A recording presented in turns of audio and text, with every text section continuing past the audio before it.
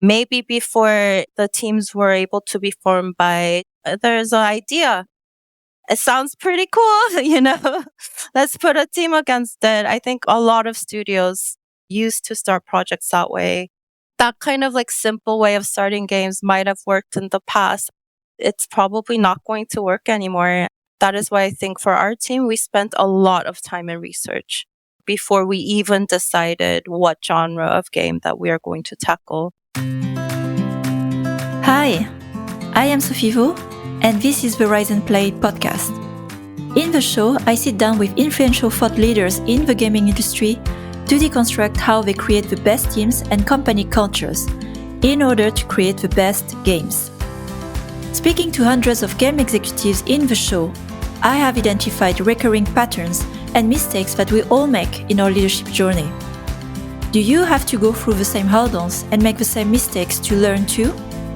You are not alone in this journey, and hopefully you can learn from a diverse range of seasoned leaders who already walk the talk. Every episode brings actionable insights and case studies that will help you improve your management skills, self-awareness, and empathic communication. Becoming a better leader starts with becoming a better human. Are you ready to unlock your full potential in life and business? Let's begin.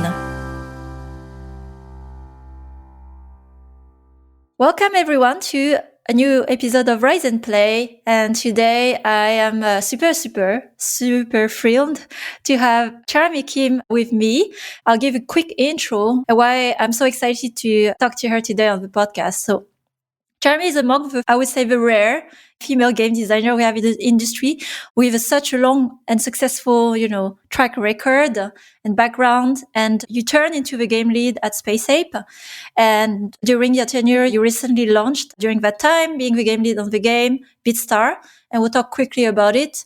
And after leading the development for about 5 years, and also in the meantime, having 2 babies along the way, I should ask about that. You've now embarked on a new project that is much less musical and much more casual. Maybe we'll talk a bit about that. Super relevant to talk about Space Ape. No, for the latest hit, Chrome Valley, but also Beatstar, big hit 2021, 2022 and beyond, that grows over 125 million and has attracted over 60 million players since its launch in September 2021. So really impressive, especially for a musical game where many have tried on the ad revenue space and haven't grown that big. So it was really a hit in the space. But I spoke enough and I wanted to welcome you, Charmie, on the podcast. Thank you. Hi, Sophie. Thank you so much for having me. Yeah, happy to be here. Thank you. Well, thank you as well.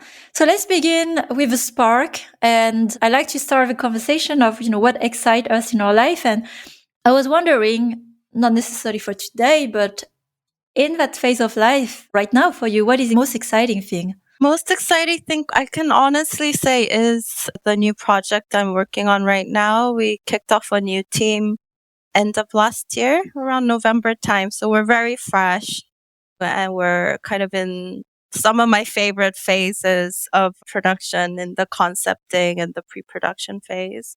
And then life is just crazy all the time. Life with 2 kids and work is a crazy thing to juggle. Just a lot of things happening at all times, but I would call that out as my most exciting project.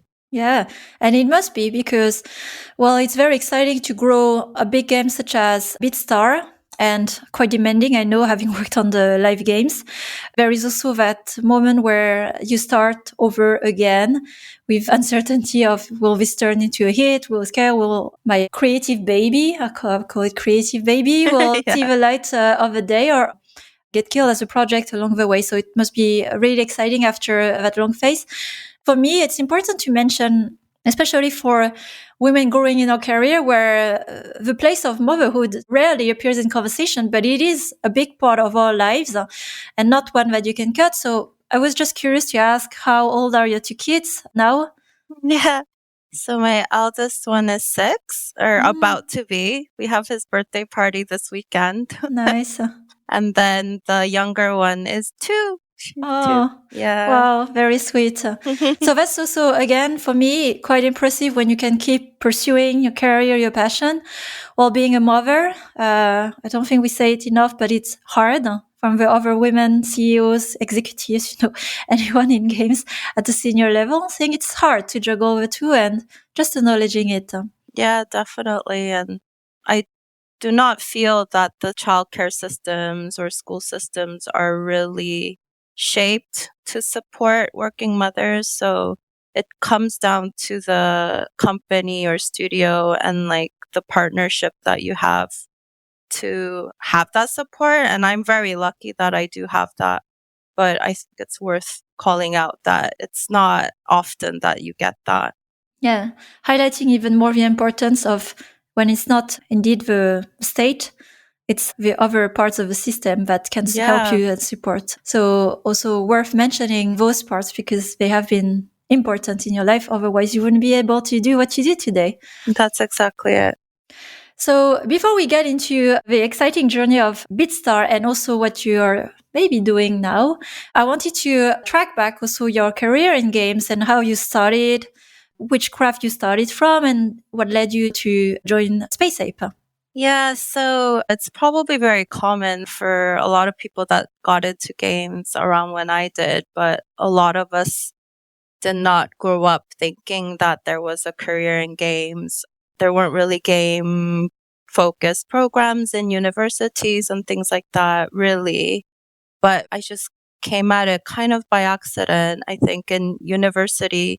For the longest time in high school, I just wanted to be a fashion designer. That's what I thought I wanted to do. I think I always knew I was creative and I wanted to create, but I thought that was fashion.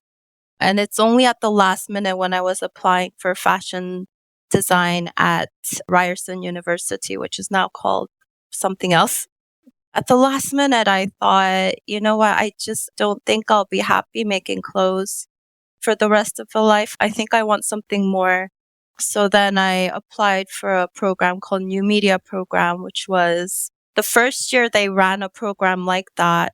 They didn't really understand what it was really about, but it became just like a free for all where anything that touched a computer and could be called art, you could play around with. So I was playing around with video art, installation art, robotics, Flash, just anything that touched the computer, we were pretty much allowed to do.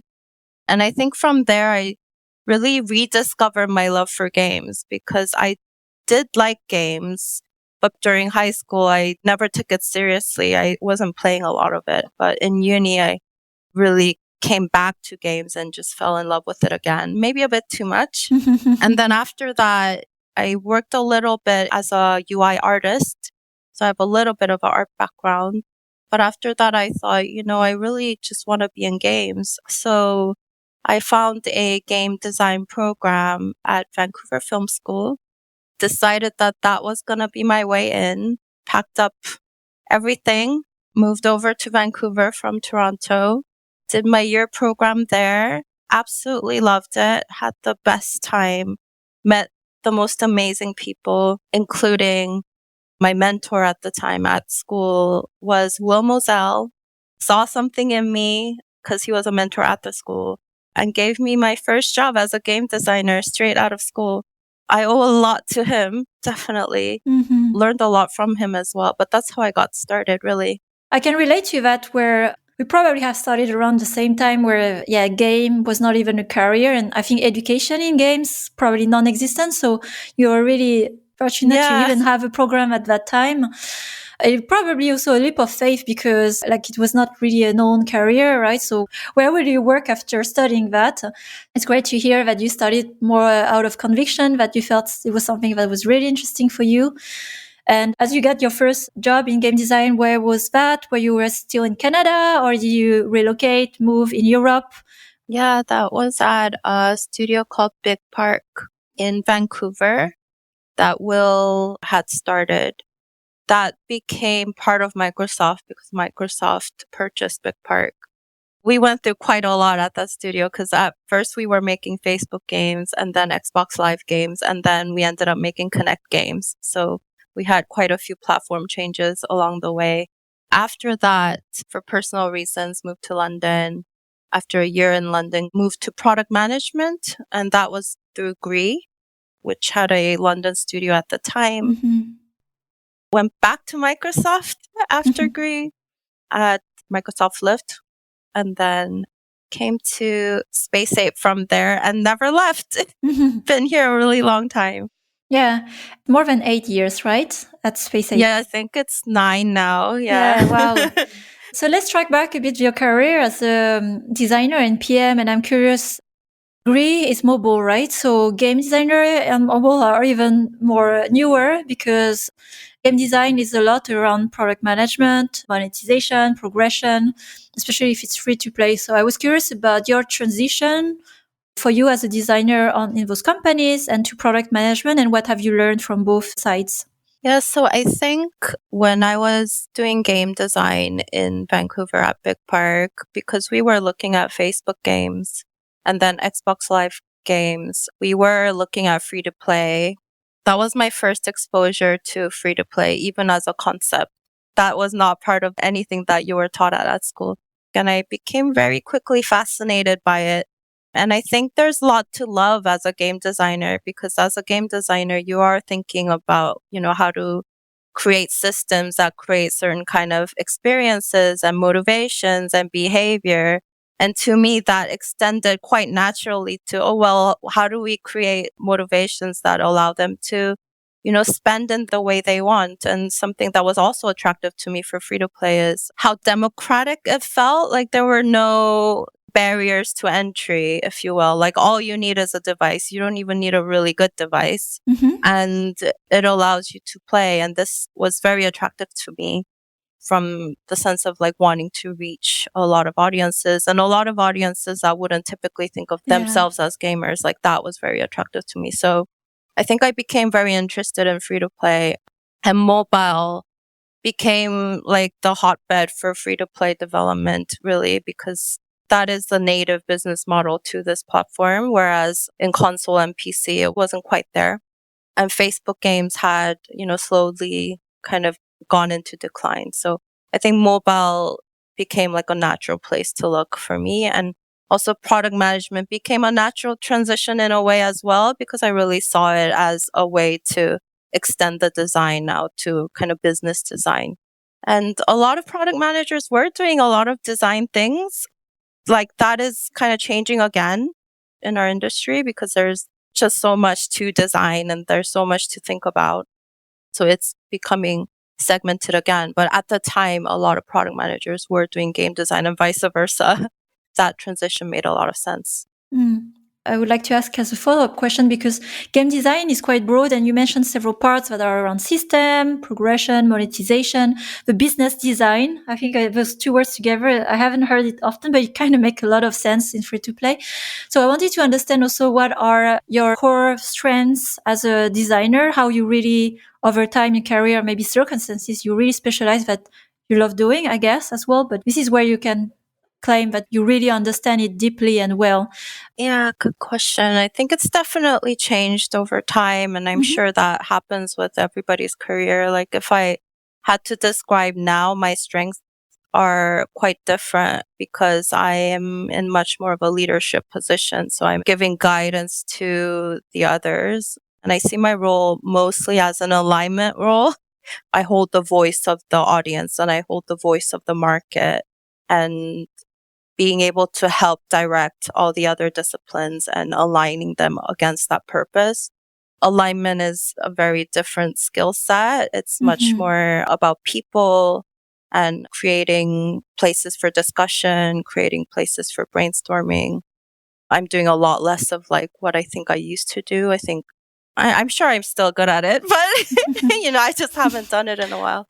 I think I intuitively have a good sense for designing systems, but not in a quantitative way, but more in the qualitative way, because I feel that being able to empathize very quickly with the end user has always been my strength. And then like being able to translate that back down to, okay, the system roughly needs to behave like this in order for it to have the motivations like this, kind of like closing that loop between the end experience back to what the design needs to be, roughly. In terms of what I like doing the most, I've always liked information design. I've always liked kind of organizing things in a way that is like easily digested. And I always liked doing that. So I always liked working in diagrams and creating like visual documentation for any sort of design. So yeah, thanks for sharing. It's also interesting to hear the evolution of it, where I agree it's not only by the industry, but by the seniority, and responsibility. And we'll get back to that, especially in terms of leadership. Not the same thing to design the game and to lead the design or the creative vision direction of the game. So I want to here understand the transition point you had as well when you joined Space Ape Games. When was that? What was the anchor point for you? Motivation, if any, and what did you start to work on and specialize before you even started Beatstar? yeah, so I remember super clearly what motivated me to join. And my first interview with Joe Raybro, who's not there anymore, he's in New Zealand now. But it was like a super intense interview where he like barraged me with questions for like 2.5 hours at a coffee shop. But at the end of it, I think what convinced him and me maybe was like me just really latching on to this sense that this studio had a lot of passion, and that aligned very much with what I wanted to do. And I really felt like the studio had a commitment to that. I still believe that to be true of Space Ape. That's why I can't leave.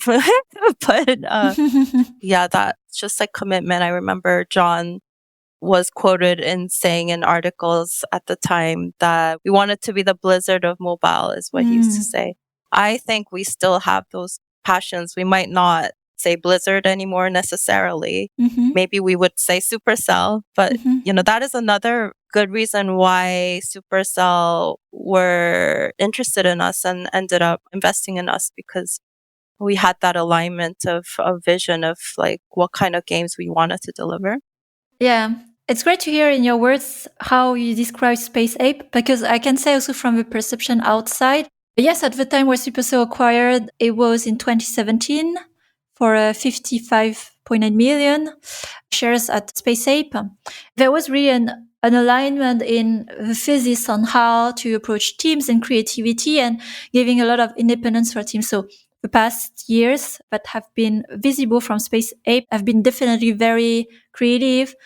We can even say innovative. Not all of them succeeded, right? But you've tried and you've been very visible with also.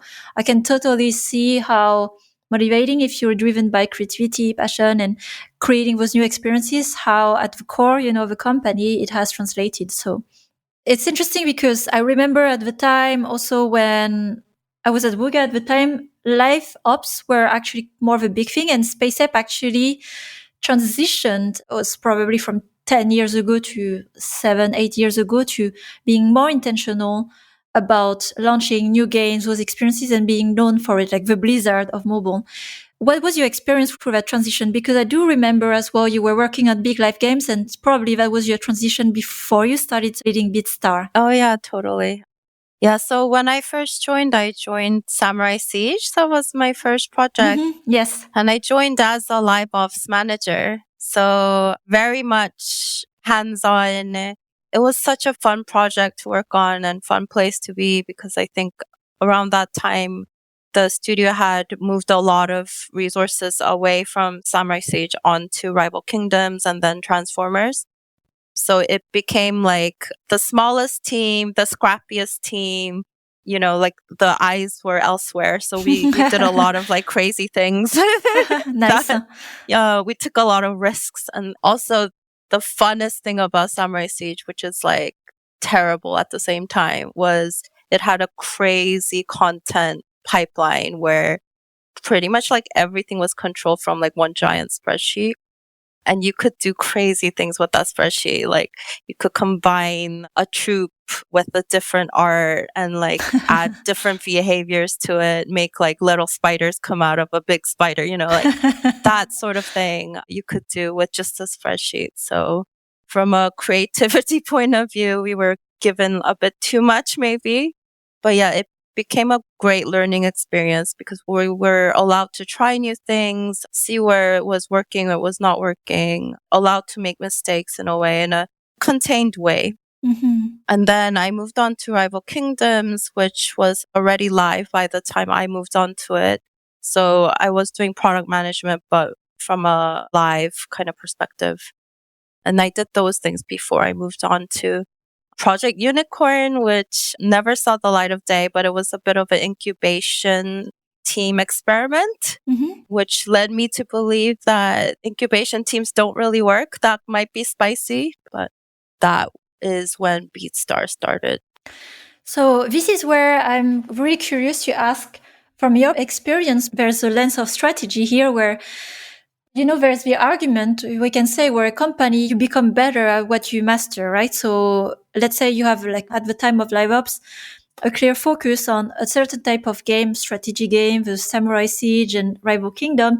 That's how I perceive Space Ape. They're good at doing those games, running the live ops and the Transformers, and they will keep doing that. And then suddenly you have a series of games. I saw some attempts in puzzle, musical games, and now so we have a Chrome Valley. So I was curious, how was that transition in terms of almost like a reset of company? Because exploring a new genre, it is a stretch where you are not building on top of your strength, and you may have to learn from zero where others have started before, right? There have been other music game companies, and you start on a new genre. Yeah, I can think back to where we explicitly made that choice, I think, where we said, you know what, we're not going to be happy with just becoming really good at live opsing genres that are already maybe very, very known, because up until that point, we had only made, we call them Build and Battle, the Clash of Clans type games. Yeah. And there was an explicit point that John decided, you know what, that is not going to be what is going to define our studio. Like John himself has a lot of desire to be creative. He is a creative at heart. And so that was a point where I think we left like 20% of the studio on live games, shifted everybody else to what we call top of the funnel. At one point, I think we had 11 games in the top of the funnel. Yes. That was how insane it was. I think there were some teams that were just 2 or 3 people. Some teams were a little bit bigger. It was a wild and fun time. You can imagine when there's like 11 different like creative projects going on, like that sense of creativity, I don't think I'll ever experience again. It did feel quite naive. Like when I think back to where we were at the time, it is as if like we were a child again, you know? We were all like children playing again. Since then, I feel that we really did mature quite a lot. And so this like new project that I'm starting, we are still trying to innovate, but we're trying to innovate in a more serious way. And I think it also reflects where the mobile platform really has come as well. I think the mobile platform in the early stages, anything goes, you know, people were free to create. It was a new platform. Everybody was doing something new. So it was like very free. And then in the heyday of hyper casual, it felt like that as well. It's like there's this like business innovation that happened via hyper casual. And there was like an explosion of mechanics, like any mechanic goes, you know. Our studio, as well as the entire platform, is getting to a more mature phase where our audience, they're not going to be new to mobile games. They have played something before, you know, whether it's Clash of Clans or something else. Like they have already played these games more likely than ever. And this was even true of Beatstar. When we launched Beatstar, we thought our like drive for Beatstar was a little bit naive in that like we wanted to introduce, you know, music games to people that never played music games before, and they just had to be music fans, and then they'll fall in love with playing games on their mobile, you know. But it wasn't really true. What we found in the end is actually most of our audience is a music mobile gamer audience, and chances are they've played piano tiles. Chances are they played magic tiles, you know.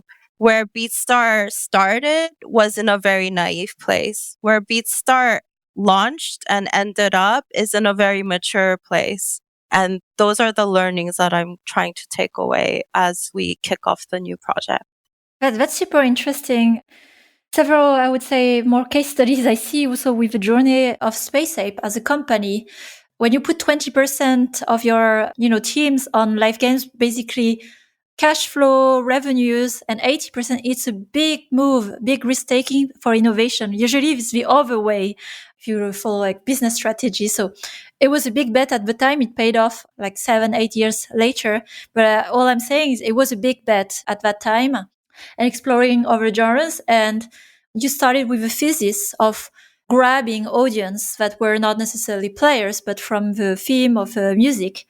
And the number of people who have a mobile and haven't played at least a game is almost nil, Yeah. especially with hyper casual, right? So understanding that as you've learned through the journey. And this is where I find so fascinating the case of Beatstar, because there's definitely has been a journey of iteration, right? It's not like we started like this and we stayed this way. I was curious about the key learnings at Beatstar as you grew, because at the time you had exactly, as you said, the piano tiles over music games. And as you were competing in the space against other than suddenly mobile music players, what were the intentional choice of design you did to say, okay, we're going to differentiate ourselves in the space with this XYZ? Yeah, I think the most obvious choice that we made from the get-go was we wanted to use recordings of the artists as well as just the songs, which is a big point of difference, not necessarily from a design perspective, but more from a marketing and business perspective, because a lot of the other games like Magic Tells, a lot of their songs only do one sort of licensing, which is the publishing licensing. So they only need to pay for the use of the songs and not the recordings. They re-record most of their music with their own artists. And we didn't want to do that. And that was like from the onset, maybe coming from a slight place of naivety, but we wanted to make sure the artists were just as well represented in our game. We're music lovers. We wanted the app to be the most beautiful showcase of their music as possible, which enabled some things became difficult for other things. As anything, there's pros and cons. The other ways that we differentiated was because we wanted to be a IAP driven game. That was the world we knew. We wanted a game with more longevity, stronger, longer term retention, things like that. We knew we had to kind of create core loops where there weren't really ones that we could reference, because the hyper casual models that the Tiles games follow don't really require that. So we did a lot of design iterations on, how to keep players in the game, how to like chunk out the music into creating a longer term experience. Seems simple. It was not simple. It was like incredibly difficult, but that was a point of innovation. And then thirdly, we also wanted something different out of the gameplay. It's very subtle, but in the Tiles games, there are 4 lanes. It gets a bit technical, but because of the visual way that they represent tiles, they are not able to map very closely to the rhythm of certain songs. If the rhythm is very fast and irregular, it becomes very difficult for them. Whereas we wanted to have more of the feel that we were used to having grown up playing Guitar Hero, these kind of music games. We wanted to be able to map closer to that rhythm. So 2 things in Beatstar are there are only 3 lanes. What happens when you have 3 instead of 4 lanes is that you have to do some thinking when it comes to the middle lane. Because in 4 lanes, you have 1 finger to do the 2 left ones and 1 finger to do the 2 right ones, and you don't have to think. In Beatstar, the middle lane is the one where you're like, oh, I have to decide if I want to use my left thumb or right thumb right now. And that to me was very important, because as a music gamer, that is a little bit where the fun is in terms of like deciding how to use your fingers. The other thing we did was we broke away from the tiles format of having kind of continuous tiles so that we could do smaller taps, smaller rhythmic taps. It allowed us to then map more closely when it came to metal songs or songs with a lot of guitar, which then led us to be able to recreate the feeling of playing those songs better. There is hidden innovation in there. Definitely. It's super interesting because, well, you say it's a subtle change. It's a big game changer in the depth of the experience, right? And this is where it's fascinating because it's not like the grand also changes, but it's in how the UX, I would call it like pure UX and how you play.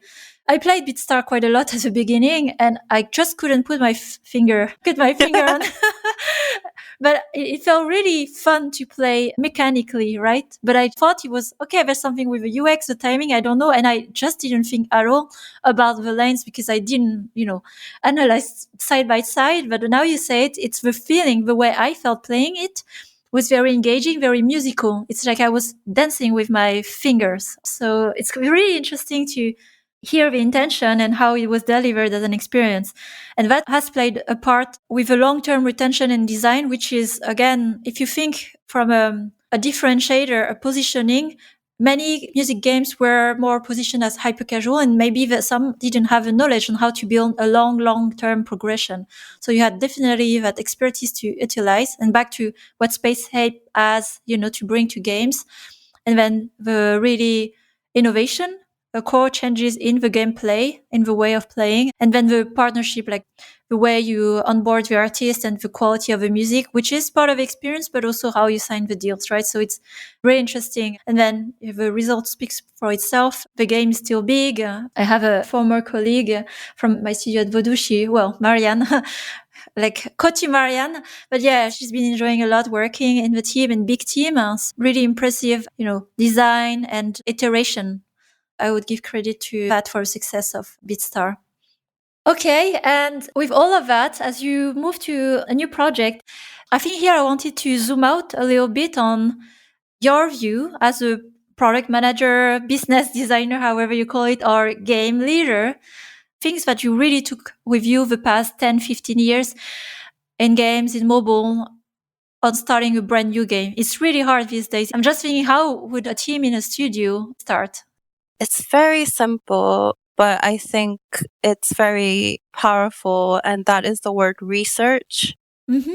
Research in many, many different ways. You could do research by just looking at the market and what is doing well, what is not doing well via tools like Sensor Tower and Apani and things.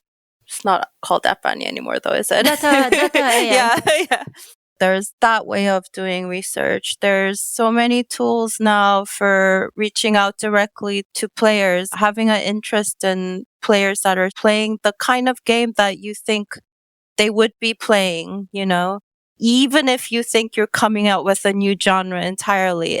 The player is probably not coming up what's coming from anywhere new. That player that you are seeking is currently playing something else.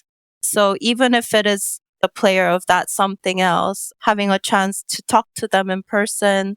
Playtest Cloud now has so many tools and so many ways you can very, very affordably reach the user that you might benefit from speaking to. There's also ways that you can do kind of early market testing, so many ways of doing that now, either via running a static ad on Facebook or Instagram, seeing what kind of clicks that you might get. There are ways to do that research through tools where you can make fake app stores and measure data that way. And I say all of this because I'm sure people are saying this all the time, but marketing a game is where the real risk is not even about anymore necessarily. Are you going to be able to monetize them? Even retention, I think, is not as hard as being able to reach them in the first place or being able to be a game that excites them in the first place. So as much research you can do on what the market looks like, I think is helpful when you're starting a project, and it's not to be ignored. And this is where I think it's also changed the way we form teams, because maybe before the teams were able to be formed by, there's an idea. It sounds pretty cool, let's put a team against it. I think a lot of studios used to start projects that way. Or maybe, oh, you know what games do well these days is merge. Everybody make merge, That kind of like simple way of starting games might have worked in the past. It's probably not going to work anymore. And if you read carefully through Ilka's big blog post, he'll also say that we're now forming teams first and foremost. And then for our team, we spent a lot of time in research before we even decided what genre of game that we are going to tackle. So the investment needs to be a little bit front loaded. Luckily, we have the ability to do that. Sometimes it takes quite a bit of time. Not everybody is able to afford to do that, but as much as you can. Very important lessons. And what I take away from this is, market first, which is the main challenge, not just mobile, but period. And so we reach really a distribution ceiling and cap. And it's not about grabbing new audiences, but more, how do you grab attention more actually away from, it's not existing games, but just life, entertainment. And second is the way building teams that take away is really the versatility. Because again, you could say, I need to be excited to work on a game and I will work on that game. And is that model still viable where you just form a team based on affinity and passion? Of course, you need to find interest, but how business realistic that is these days where it's, market first and then the team adapts to the demand rather than we have an idea of what we want to do and see who would like to play it, right? So the other way around now. That is so true. And that is a particularly interesting challenge that maybe Space Ape is a bit better prepared for because we've done such a crazy diverse, different number of things. I think one of our devs on my current team, I think he's built every single genre of game at some point in the 8 years he's been with us. So whenever he's been asked to build anything new, like nothing scares him, because he's built everything once before. Yeah, you're right. I think that being able to be flexible and adaptable is more key than ever. Well, that was a lot. We went through 8 years and 15 years of your life through Space Ape and your life. Thanks a lot for all the learnings and sharing a lot of very good lessons, I would say, of career in game design, but also company journey, and especially the case of Space Ape, which is really, again, a good case study for the industry and what it takes to survive in the industry over ages. So thanks a lot for sharing all of it. And I wish you a great day. And I look forward to your future project. Oh, thank you. Take care, Charmie. Bye. Thanks for listening to this latest episode of Horizon Play podcast. I am growing a community of conscious leaders across the industry and beyond. If you want to join this movement, please share the podcast with other conscious leaders because we have so much more we can learn from each other. If you've enjoyed this episode, please follow and rate the show on Spotify or your other favorite podcast platform. It will help other growing leaders to discover the show and benefit from the valuable insights. If you would like to grow rapidly your leadership skills, you can find more insights on riseandplay.io, where you will also find my free masterclass on conscious leadership and other resources that I offer. Have a great week and remember to take care of yourself. Until the next time,